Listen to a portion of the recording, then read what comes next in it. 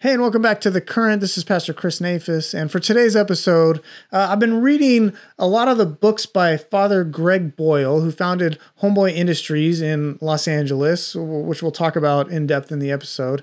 And I just wanted to sort of process it with somebody. So I texted a friend, longtime friend, Pastor Megan Pardue, who's a pastor of Refuge Home Church in Durham, North Carolina. We used to attend that church together back in my Durham days, and she now pastors the church, is a thoughtful, intelligent, wonderful person to just process some of these things with. She also teaches preaching at Duke Divinity School today, and just very glad that she was willing to share a little time with me so that I could process the things that I was reading and so that we can share it with you. I hope you enjoy our conversation. Here it is.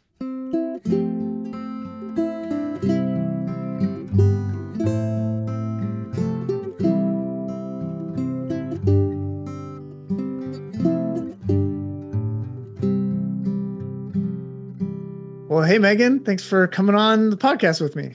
Thanks, Chris. It's good to be here. Just to kind of give the people listening like a little context. So like this conversation came out. Well, first of all, Megan and I are good friends. I would say you're closer friends even with Rachel, with my wife, than with me, but we are also good friends. I was reading Greg Boyle's book, Cherished Belonging, and really loving it. It was my first book of his that I had read. But then there was a few things in there that I was just really struggling to kind of get my mind around. Like, do I hate this? Do I love this?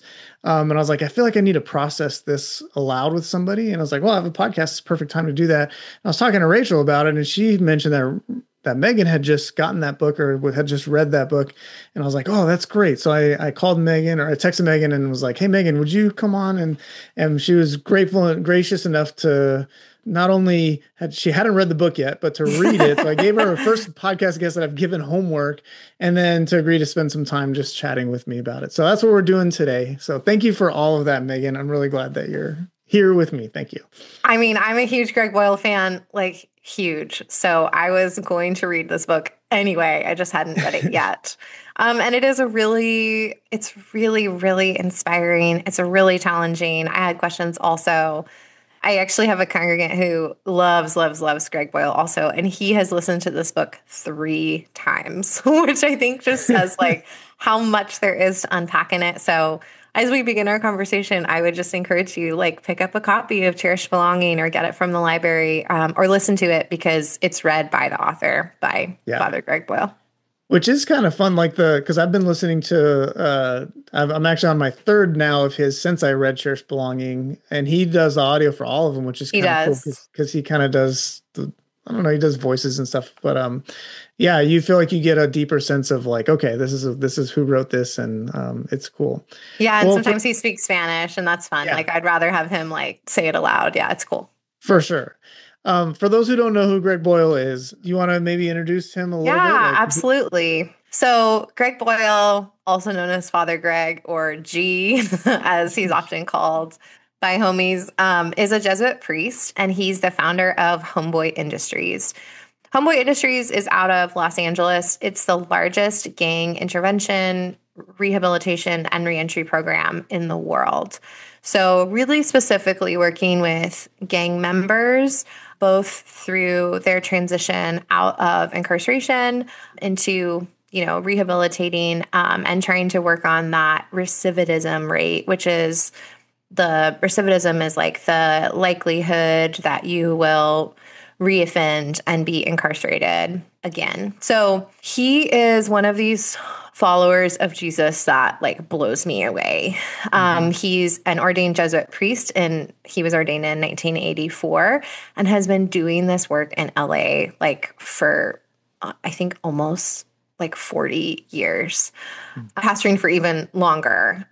He first was serving as a pastor of a church in Los Angeles called Dolores Mission. And he was there that's in the Boylan Heights neighborhood of LA, and then founded Homeboy Industries. Okay, I threw the 40 years out there, but I actually did write down a couple things. So nice, yeah. 40 years is not quite right. I can do math. Founded Homeboy Industries in 1988, initially kind of like a jobs program, right? Like addressing poverty through employment. But it eventually became Homeboy Industries. One of the things that's deeply profound to me about Greg Boyle is his faithfulness in sense of place. Like, this is where he was sent to serve, called to serve, and he has been serving there, like I just said, right, since like the 80s. He's seen LA through crack cocaine. He's seen LA through different variations of gangs rising and falling. Of course, in that amount of time, you've seen so many different like programs, right, that have been offered by the city or the county, different nonprofits, like trying to address some of the systemic issues. But in his writing and his work, I am so moved by just his deep commitment to this particular group of people, especially young people, especially people who have been or are currently incarcerated. A lot of his stories are about going and doing mass in different county jails or prisons across the LA County and surrounding areas. And he often will talk about like young men who remember him from coming and presiding at mass, and he'll give them their card, and they won't come and find their way to Homeboy for another 20 or 30 years. But he's been there, and so many of the folks, if not all of their leadership team, are people who, in his language, like they're homies themselves, right? People who have been gang involved, gang adjacent, dealt with many of the systemic issues that lead to gang violence and gang involvement. And like, these are his people. And I'm just like so moved by his life, his work, his faithfulness. And I encourage everyone to check him out. Yeah, his most famous book, I think, is Tattoos on the Heart, which is his first book, and it's excellent. He writes like a lot of his writing is these little snippet stories of encounters he's had with, people that have come through his programs, and they're funny, they're deep, they're like, he kind of brings this profound mystical kind of reflection out of these things, and like you said, he's in this context of like severe violence. I think like one of the things that stuck out to me, because I've been reading his books kind of like in rapid succession here, is like in each book he at some point he'll give an update of like how many funerals he's done for people who've been murdered by gangs, and I think in his recent book it's like somewhere around 400, and so I mean, just think about how many funerals, how many like dead young people that is to mostly gun violence or other forms of violence. It's a lot. And that's a deep part of his work and his context. And like you said, I feel like his work, even his theology is kind of like comes from this like place where he's been so deeply rooted for all these years. And like, he has these like, he's much better than I am, at least at, just putting together these little sayings and things that are just like full of like richness. And I don't know, reading his books, it's not like you're reading like a book of theology or something. He's not building a systemic theology so much as he is just kind of like bringing you into like this mystical experience he's had of like community and relationship and the love of God. And it's really, really good. I don't know, does that sound? Oh, absolutely. I'll say just maybe a couple more things about Homeboy Industries that feel important for those who aren't familiar with it. One is that Homeboy Industries has this kind of initial program, and I don't know what it's called, but it's 18 months long. So, let's say you've been previously incarcerated, you're out, you got a place to stay, and you enroll in their kind of 18-month program. And that is going to do all kinds of things. But some of the language that he uses, I think, is really important. And he talks about therapeutic mysticism is kind of one of his phrases. And the reason that their program is 18 months, it's not just like job training and therapy, like it is those things, but it's 18 months because that's how long it takes to like heal or form attachment. And this is like, I think, true of infants, right? This is like pop psychology I'm trying to pull out of nowhere here. That there's like these relational attachments that so many folks who have been gang involved are just missing. And so one of the first things that they're trying to do with this therapeutic mysticism approach is form attachments and bonds, because attachments can help to heal some of the disassociation and offer ways to cope with triggers, help you have a sense of community and belonging, or for some folks, like maybe for the first time, family. So I think that's just like a really important, like, this is not like a 6-week, like, okay, let's get you on your feet again and send you out, like an 18-month commitment to then, and part of that, to then be working at Homeboy. And so many folks are in recovery. So that's a dynamic as well. And another thing I'll say about Homeboy Industries is that there's these social enterprises. So there are opportunities for work alongside the healing. So there's Homeboy Bakery and Homeboy Silkscreen, Homegirl Cafe. For a while, they had a graffiti removal service that then they actually closed down because it was putting former gang members and like again in like really dangerous situations of violence again.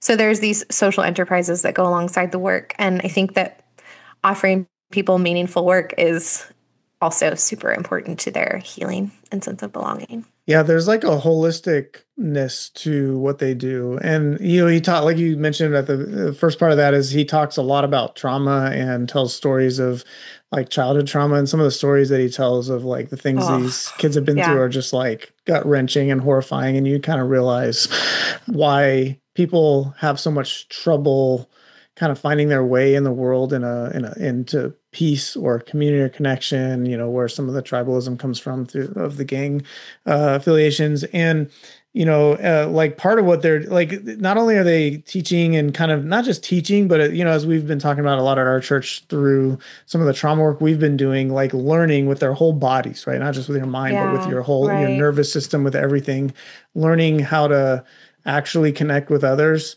They're doing this with people who are from like rival gangs, and they're working together. And so kind of overcoming some of these like really significant barriers where these guys and women, but I think it's a lot of men, who might see each other on the block and shoot each other, are now finding themselves like baking together or, making t-shirts together or whatever. And I don't know, there's just such a profound witness to what can happen when we actually learn how to love one another, embrace our belovedness, as I think, Father Boyle might say. And like, there's like the spirituality is so, it like permeates everything, at least that he does, and the way that he writes.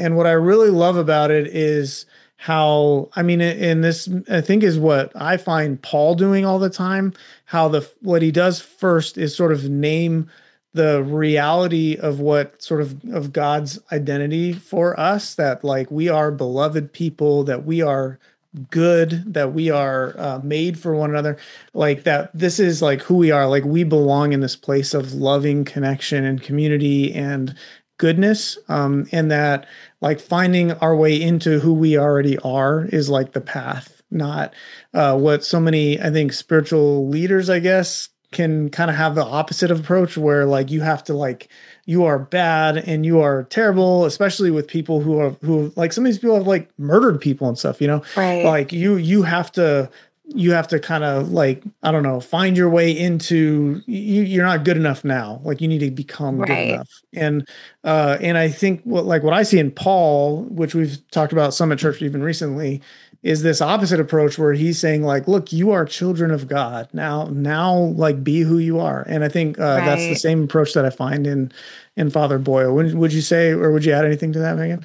Yeah, he talks about in this book in particular that the choices that we make that don't make sense or aren't loving or even do harm, and like intense harm, right? That he uses this language like, oh, like he is a stranger to himself, or she is a stranger to herself. Like she hasn't been able to see God inside of her. In fact, he tells a story in chapter 5 of Cherished Belonging. I had just mentioned the graffiti removal enterprise that they had. He tells a story about ultimately choosing to shut down that enterprise because two different people in a 3-month period were murdered by rival gangs while working on the job for Homeboy in this graffiti removal enterprise. So imagine like this would be kind of, okay, Chris owns a cafe, somebody graffitis the front of the cafe, and then, you would call up their enterprise to come remove it kind of thing. Well, he tells a story about asking this group of people who worked on this team, this graffiti removal team, following these two murders, like, should we keep doing this or should we shut it down? And all of the people on the graffiti team say, like, we should keep doing it.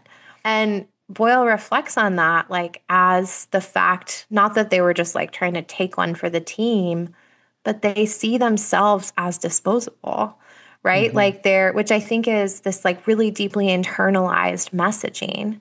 Right. And so ultimately, like, even though they all said, like, yes, let's keep doing it, he decided to shut it down because he needed to keep them safe. Right. And what I mean by that, like, stranger to yourself, like, we know that God doesn't see us as disposable.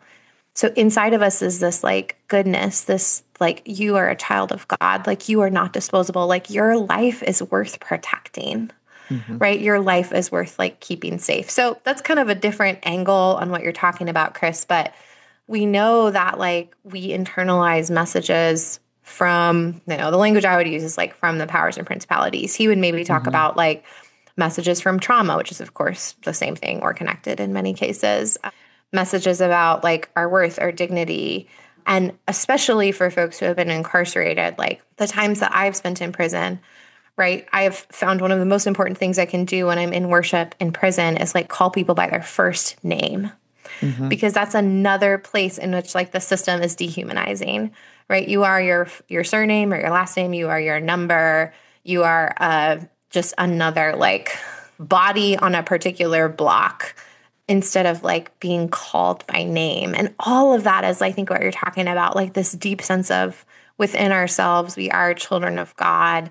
And he taps into that goodness instead of going in reverse. Like it's not that you start as bad and you have to get to good. It's like you are already good. He says in this book quite a bit in multiple different ways, but in his previous book as well, he has this line, which I have used in a sermon in prison before.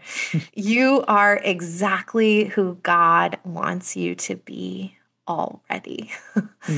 Like it is already in you.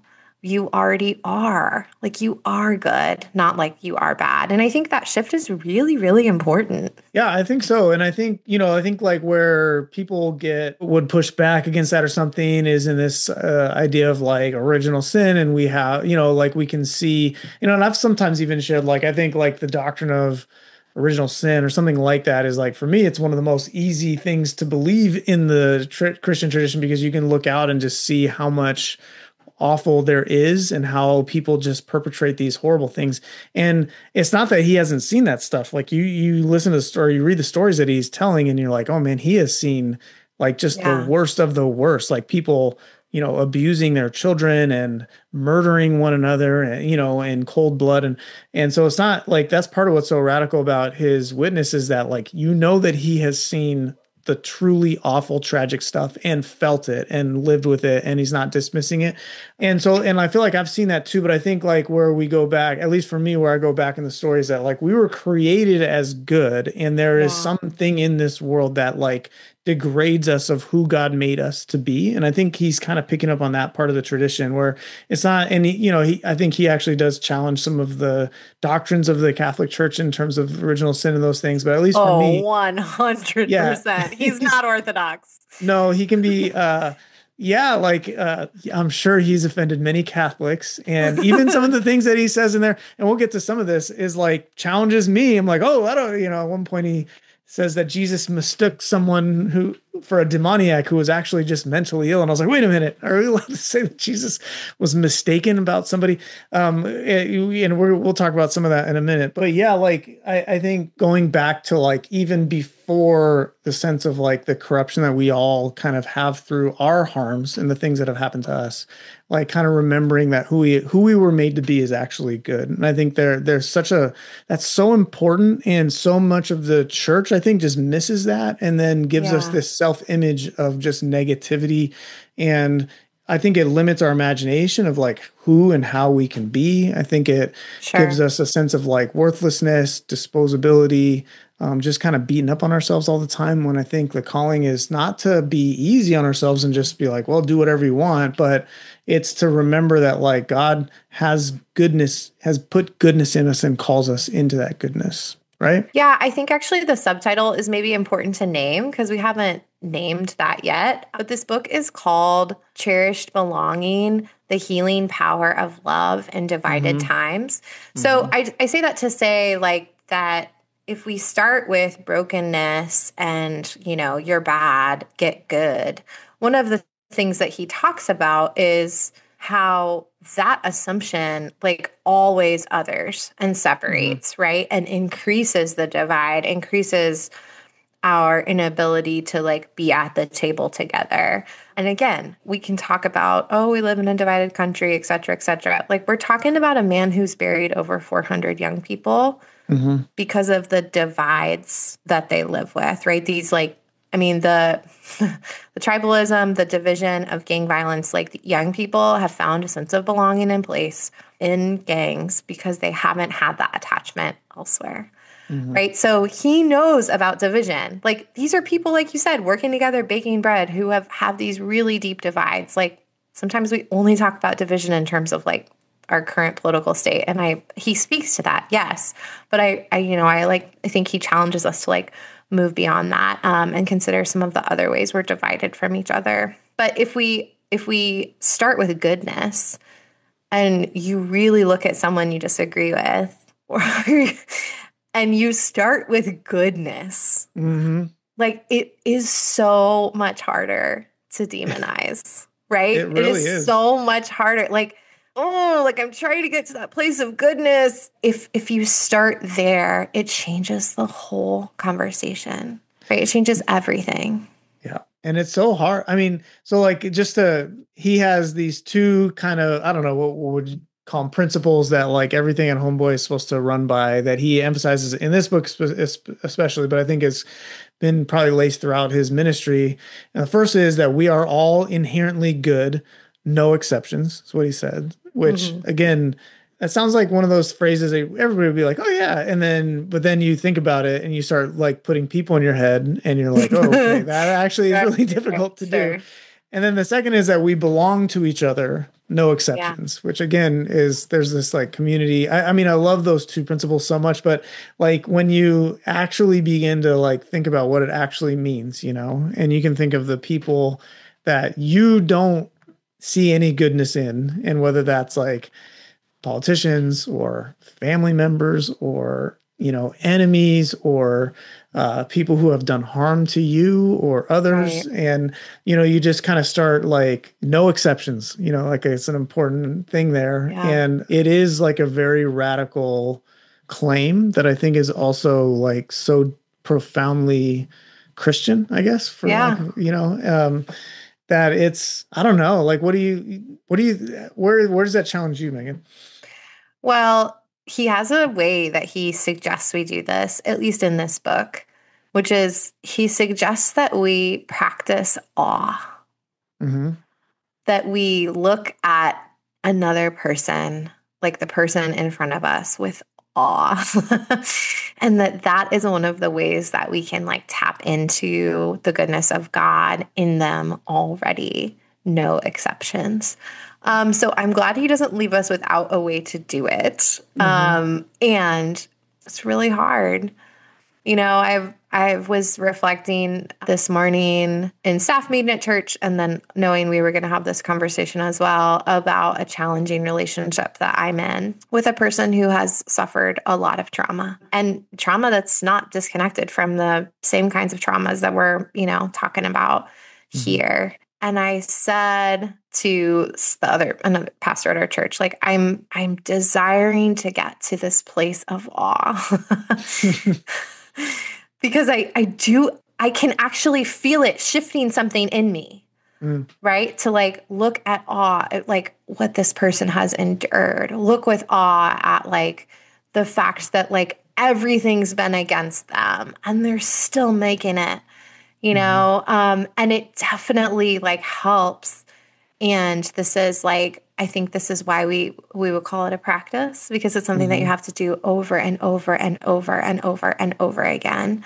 Delight is another word that he doesn't so much use, but I've spent some time with Ross Gay's work over the last couple of years. He's a poet, and we just read, a group of us at church just read his book. Sorry, wrong book. He has a book of delights. We actually read a book called Inciting Joy. But again, like these practices of like awe or delight or noticing. Boyle quotes Mary Oliver, like he loves her. It's so hard to do. And it's like he's offering us a tool to notice the goodness in people and without judgment, right? Like, I am in awe of you, or I see the light of God in you. I don't know how to get there, Chris, but I think it's an incredible starting place, deeply challenging. And my guess is that it gets easier the more that I practice it.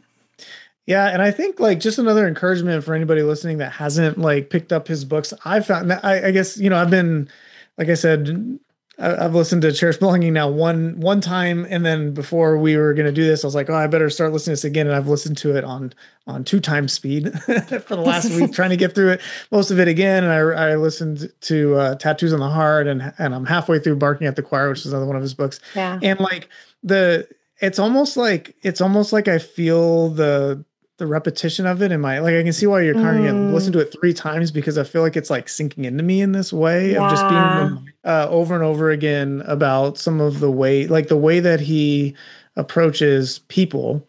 And again, knowing that he's seen like this tremendous harm, but still with this, like, with such grace and love, and just like there's just forgiveness and mercy baked into like how he sees another person.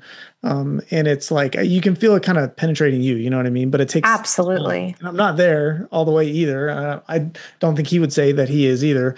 Yeah, there's something of like the more you kind of do it and you open your eyes and begin to see each other, not as the things that we've done to one another in a negative way, but in like who we can be if we are whole and finding our, he talks about love. At one point, it was one of the things that stuck with me was he said there's like this Tibetan saying that wherever you are most loved is your home. And he says, I don't think that's quite right. He says, I think that love is the way and that loving is your home, actually. Like you are most home when you are loving someone else. And just kind of like finding like, okay, this is where not only me, but this is where all of us find our most central place of home, is when we are actually loving one another well, and kind of shifting that perspective on what it means to be a person, what it means to be faithful, what it means to be whole, is such a helpful move, but then this is where I was struggling, because what I've been struggling with in Cherished Belonging is that he wants so I want to give him grace because he's brilliant and I don't want to challenge him anyway, but this is where I'm just kind of wrestling through myself. What he says is basically people who commit these horrible crimes, that like no one well does a XYZ. He uses like the Las Vegas shooting as an example. Like no one who is mentally well, loads a hotel room full of guns and then shoots at people in a concert and kills all these people. And he wants to lump, in my mind, what he's doing, and I think he might even just explicitly be doing this, to say that like essentially sin or bad behavior or bad decisions, harmful things that we do to others, are all rooted in mental illness, is where he goes with it. And I find that really problematic. We were talking a little bit just before we started, Megan. How did that sit with you? Like, what do you...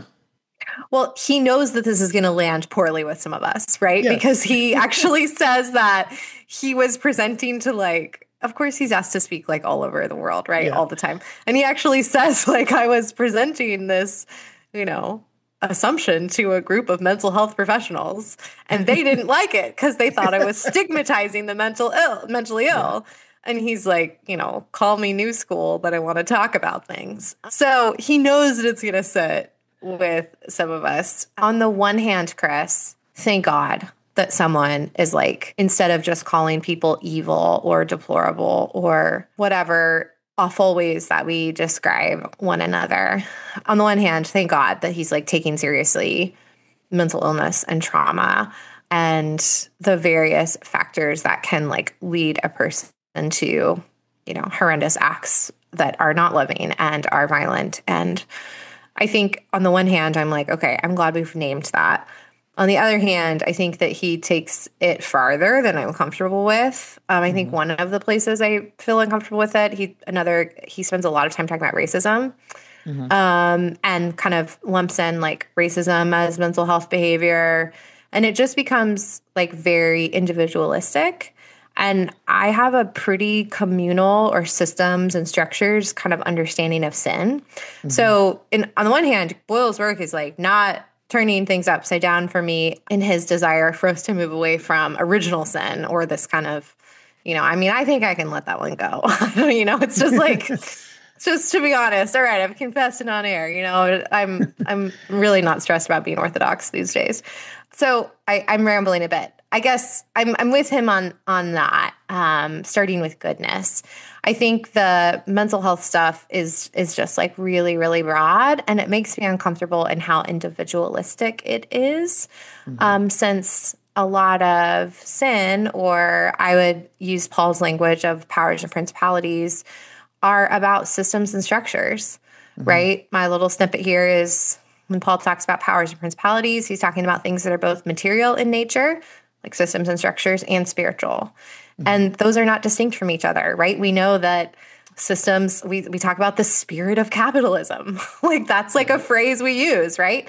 That structures aren't merely material or merely spiritual, but that they have both material and spiritual components. So the isms are a great kind of example here: racism, sexism, patriotism. These are kind of a driving force within systems and structures that keep people from being liberated, from being free, Mm-hmm. or to use Boyle's language, from being whole.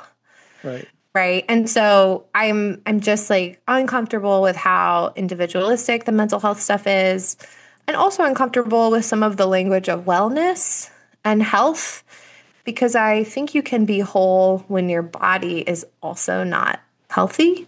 And so Mm-hmm. I think there's some kind of like some things that make me uncomfortable there around like disability or chronic illness, ableism, but maybe I've tried to do too much in in answering your question.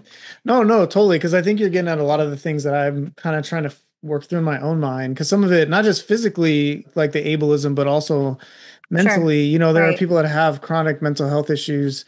And like, I guess part of what my response is like, well, I've seen severe mental illness. I have it in my congregation. I work in like acute mental health facilities. Like I've seen what that looks like. And it doesn't, I wouldn't just sort of like combine that with like evil or sin or something like Sure. that. Like I think Right. it does drive people to bad decisions in a number of ways. Like mental health can cause people to do just wild things sometimes when people are like hallucinating or when they're delusional or when they're lost. But it can also kind of get people stuck on themselves and sort of be self-obsessive. And like there's all kinds of ways that it can cause people to do problematic things. But I don't think that that's the same as someone who's making decisions that are like decisions of harm. I also don't think decisions that people make that are harmful for others are made in a vacuum. Like I do think there are all these factors involved, including trauma and mental health and the bigger systems and powers. Like when we talk about racism, for example, like people aren't just born racist, like Right. they have it baked in through I think there's lots of influences now. I think online radicalization is happening a lot and around Sure. race issues. But for a lot of people, they're just born into family where this is like what they're taught to think about other people that look different ways. It's trained, but that also doesn't just like excuse decisions that someone would make to like commit a hate crime or something. You know what I mean? Like I Right. just think that there is some culpability that we have for the decisions that we make, and some of that comes from myself knowing that like I've made bad decisions that I can't excuse because I was mentally unwell or because I can blame on my upbringing or something like that. Like I've just been selfish and that's just the way that it is. Right. And so for me, like part of it, I do tend to, so like, I feel like sin has different dynamics. Sorry, I'm talking a lot, Megan. I want to get your opinion on all this. So like John Wesley, who we both of us have been trained at least in Wesleyan tradition, he talks about sin primarily as like a known, like knowingly breaking a known law, right? So like Yeah. willfully transgressing a known law, I think is what he says, which to me is very individualistic. It's very much like just all on my decision. And I think Right. it neglects the sin that is described in scripture by Jesus, by Paul, by so many as like this thing that is beyond us. It's like a power that, it's lurking at the door. Its hunger is for you. And I think like, to me, that is the primary way that Jesus, we believe, has overcome sin, right? Has put to death sin. But I do think there is some of that individual decision making. And I guess what I'm wrestling with is like, all right, I don't think mental health is the way to talk about it, but how do we helpfully talk about sin in a way that invites people into their goodness, acknowledges the systemic influences, and also doesn't just disempower us and say, well, you have nothing to do with your decisions that you Right. make. Because I think we do. You know what I mean? That's a lot, but I guess what is coming to me, there's lots of places I think I could respond there. So to come back to the language of powers and principalities, this is like where I hang my hat. Like I feel mhm. I can talk about this all day long. I've never seen you wear a hat, Megan. Do you wear Oh hats? my gosh, I wear hats so much. I love hats. Oh, I'm sorry. When you hang them up, this is where it is. Like sometimes Sorry. I'm Go like, for it. how many days has it been since I haven't worn a hat? That's how much I wear hats. I'm not wearing a hat right now. People can't see me, but Yeah. it's because of my headphones. So Paul says, our struggle is not against flesh and blood, but against the rulers, authorities, and powers of this world or this Mhm. dark world, depending on your translation. Okay, this is actually so helpful to me in talking about sin because our struggle is not against flesh and blood, which Mhm. means our struggle is not against individual people, right? Our struggle is against So then if our struggle is not against individual people, then it's easier to say that people can be inherently good, Mhm. right? So our struggle is against the rulers, powers, and authorities, or powers and principalities of this world, the systems and structures that hold people captive, that the work of Christ on the cross and continually is inviting us to get free. Mhm. So I think that's really, really helpful in as a step towards being able to both name our goodness and say, like, we're captive, right? We're caught up in a world in particular, like you said, you're not born racist, but our whole system in the United States is like built on a history of racism. We live in, right, in a I send my kids to public school, which is still in 2025, like divided across racial lines. There's messaging in media about race. I'm thinking about, especially in light of this conversation, I'm thinking about standing at the bank one day. I'm in line and, there's this kind of photo at little warning sign there that's like, fraud is punishable by XYZ years in prison. And the messaging in the photo is like this pretty racially loaded image. It has a set of hands holding the bars. And what color are those hands? Those are a black man's hands. Like this messaging is around us all the time. So this is like the way that something like racism, I would say, is pervasive in the systems and structures in which we live and eat and go to school and go to church. Mhm. Certainly, it's around us all the time. And the work of Christ is like, how do we get free from that? Like, how do we confess our sin, our complicity, our participation in those systems and structures? For me, as like a person who is white, who has all kinds of access and privilege that, so many other we're just sticking with like the US here because it's a big wide world, right? That so many other Americans like don't have access to. Or even the fact that I can live in a neighborhood that still has gang activity today and my children will not, like the chances that my white son is wrapped up in that, right? Is like he won't be invited into that life, whatever, that culture around gangs because of race. Like, so I Mhm. think Father Greg is like, he's inviting us to start with goodness so that we start seeing the other as bad. And I don't know if this is helpful, but I really just come back to that over and over again. Like, our struggle is not against flesh and blood. And that means that it's maybe easier to see the goodness in a person we disagree with. And it's easier to start there because it tries to pull, I think Paul is like trying to pull us out of this like blame game and this super individualistic understanding of sin. Right. And I That think was all over the place. I don't know if that no, was that clear was at great. all. No, it was very good. And I think part of what Boyle's trying to do is to say that like when this person, he wants to build some compassion and understanding across like our differences and our frustrations with one another. So like when this person is acting racist or you know, whatever that looks like, when they're doing something that it just furthers this racial disparity, or you know, like they're treating someone with prejudice or whatever, that's them not being who they were made to be. You know what I Right. mean? And I think I'm on board with that. I think like saying that that's them exhibiting a mental health issue. I don't think that's very helpful to say. Yeah. But I think what he wants to kind of say is that like when we are made whole and well, that's when we find our way out of those things. And that's where I want to keep it. And that's where I think like his primary message through all these books is so profound, because as we said earlier, like it forces us, if we really take that seriously, to see people that we really struggle with, you know, and to see them as people who are just not fully who they have the potential to be, I guess. Right. And that there's also the other thing I struggle with a bit in that is there is some like kind of paternalism in there where you're like, well, I know who you should be, even if you know what I mean? Like there's Sure. some sense of that in there too. But yeah, like yeah, I don't know, but I also want to maintain some ability for like, because I think with that also, like you said earlier, it does make it very individual, right? So this is just like you as an individual not being who you are meant to be. And I wonder if we can expand those same principles to like the communal reality of like, this is not who we were meant to be together. You know what I Right. mean?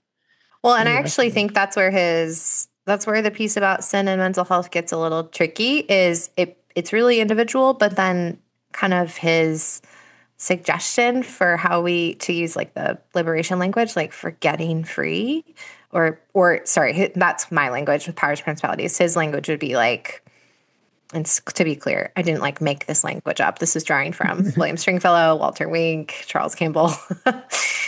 uh, that's my language. Sorry, that felt really paternalistic. all you, Megan, claim it.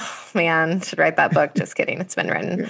I think that this is where it's kind of funny because his method for being whole is what you said, like the two principles of Homeboy are everyone is inherently good, no exceptions, and we belong to each other. So we is that it, Chris? We belong to each other. Yeah, we belong to each other, no Yeah. exceptions. So this is how we are no longer strangers to ourselves for Boyle, right? This is how we tap into this kind of therapeutic healing. This is how we encounter the goodness of one another, is in how we belong to each other. So it feels like that's kind of where the argument falls flat a bit, is the individualism of mental health and sin, but we need each other in order to be whole. So I think that a more communal, less individualistic way of understanding or talking about sin, we can be swept up in that liberation. And I mean, I think that's important, right? If our struggle is not against flesh and blood, like I'm also not going to get free alone, right? Yeah. I can't. And the invitation, I think, of Paul in speaking about the powers and principalities is to live lives of resistance. It's not that racism is going to like end overnight. It's that we're going to continually resist it, right? We're going to resist our complicity. We're going to resist our culpability. And that is really only possible when you're doing so alongside others, because I need to be accountable in that work, right? And the accountability comes when that resistance is happening in community. When someone can say like that I got it wrong, and then I can say I'm sorry, I was wrong, or that I didn't see them, or I didn't see, you know, my privilege, whatever the misstep might be. I need that accountability, and part of that happens, if not most of it, in community. Yeah. And that's the hard part. That's honestly like I've emailed Homeboy. I'm like, can you guys send me someone to talk to? Because what I want to know, if I had a conversation with them on the podcast or just outside of it, is how do they practically enforce that? Because I know from being in a context it's not the same. Like we're not, it's not like we have gang stuff in and around our neighborhood in East Village also, but like our, you know, homelessness is kind of our thing, but it's like a lot of similar a lot of similar, I find a ton of parallels between what he's dealing Sure. with and what we're dealing with. And I know that like, and he talks some about some of the discipline measures, where like you can still recognize the like who someone is, that they are inherently good, no exceptions, but that they also are not fit for this position right now, and that Right. they need this intervention right now because they are not themselves, and for their own good, like we have to like they're fired, Yeah. because Right. they're showing up and starting fights, or they're showing up high or whatever. And that's where I think it gets really like it's really hard to actually live well that way, but like having those principles behind all of those things, I guess, can be like a guide as you make decisions around community. And not everyone's in that Sure. position of like employing people, but I think even in normal church communities or in family dynamics, family systems or whatever, like we do still have to have some boundaries and some Right. accountability to one another, but without losing the sense, without like demonizing the other person. Does that Yeah. make I sense? mean, he says, I don't think it's in this book, but in a couple other places, like, I love you so much. You are so good. We want you to be here. You cannot be here until you're clean. Yeah. Like, so I think that and this is like that we would not say the same of like someone worshiping in a church community, but this particular program, like, it's a program and they have really very clear boundaries. I think this is a place that clear is kind, Yeah. right? Like, where they're like, we'll pay for rehab. Like, we'll send you there. Like, come back when you're sober. Come back when you have, I don't know the exact like number of days. And I think people have to negotiate that. Every community has to like negotiate that. I think that the invitation, like you've said, Chris, is to negotiate that with like a deep sense of goodness instead of and starting from like a place of goodness and worth and not like failure or shame. Yeah. Yeah, he tells a story of a guy. There's like a dispute at I forget which one of his workplaces is, or if he even says, but there's like essentially a fight breaking out, and one of the guys basically goes and gets a gun, and is trying to come back into the place to potentially shoot or at least threaten someone. And one of the managers, who's like a longtime Homeboy employee, like well respected, well loved guy, has to basically confront this guy who has a gun and say like, you can't come in there. And the guy's like, threatens to shoot him. And he says, well, you can shoot me. And he talks about how this guy in reflection was like, I thought those were the last moments of my life. And I thought Yeah. that he's like, I thought that, I was going to die. And I thought, well, at least I'm dying a good death instead of like what I would have died, 30 years ago of a Gang meaningless banging, gang right? Or, banging yeah. death on the streets. And the guy doesn't end up shooting him, but then this guy who had gone and gotten the gun, he tells a story of how he comes back, like, I think it's like 10 years later, and sees the same person who had confronted him. And they like, it says, am I allowed back here? And he gives him a hug and he basically says, welcome home. And there's such profundity in that. Like there's forgiveness in that. Like there was a boundary that was held, a confrontation that required self-sacrifice or a willingness to sacrifice Right. himself, and an expulsion. Like he was out, like he's no longer works there, obviously, after he's trying to shoot someone in the place. But there's always that sort of welcome home when the time comes for the Right. healing, like in the sense that like this is home. You were not home when you had the gun, but like in coming here with reconciliation and love in your heart, like that's when you're actually home. I don't know. I found that example very profound in terms of like thinking through our ministries at Living Water and how we can kind of do some of the, because we haven't had people come in with a gun yet, but that I know of. Like having to make some of those same hard decisions of like, you can't be here Right. right now. And how Right. to do that, but still not lose we are all inherently good, no exceptions. And we belong to one another, no exceptions. Even the person that we may be asking to leave right now still belongs to us, which is also a really challenging thing Right. sometimes. Yeah. Well, I just, to all the listeners, I beg you to listen to one of his books, read one of his books, because like, Chris is like choking up over here. I'm choking up. Like, and we're just like recounting the story. Like, you will listen or read, you will cry. Like, Mhm. there's such a sense of healing And, I'll say as we close that I interact with a lot of people who are like done with church or done with faith and don't know what's real or where to find God, or wonder if like, are people really still following Jesus? Because like I look out and I see suffering and I just wonder like, where are the Christians? Greg Boyle is who I send them to. Like, Yep. he's my guy for, and honestly, like, not just to like send people to, but like when I read him, like my faith, even though we spent, 15 minutes talking about like places we were uncomfortable or maybe disagreed some, but like he's a person, a follower of Jesus that like not just like restores my faith, but like sweeps me up in God's goodness too. For sure. Like I also belong, not as pastor, not as mother or partner, like as Megan, like this deep sense of God's radical like goodness in me that's nurtured as I feel like I kind of just like sit at his feet and am invited into my inherent goodness and belonging. Yeah. I'll just say I echo all of that. Check out his books and then let me know. Talk to somebody about them. Like share, read it and then give the book to somebody else and allow it to be something that kind of permeates you. For Living Water folks, like I would highly recommend this as we continue our life together. And anybody else listening, like I said, there's a couple points where I'm like, that makes me look through. But by and large, like I'm finding these books profoundly influential and in a good way. And I'm going to continue reading. There's still a few books of his that I haven't read yet. Megan, thank you so much for coming and spending the time. I hope this won't be the last time you come. Maybe I'll talk you into coming on again and talk about something else. But we love you, appreciate you, and hope you'll come to San Diego sometime soon. We haven't seen you guys in a while. Thanks, Pastor Chris. Take care. All right.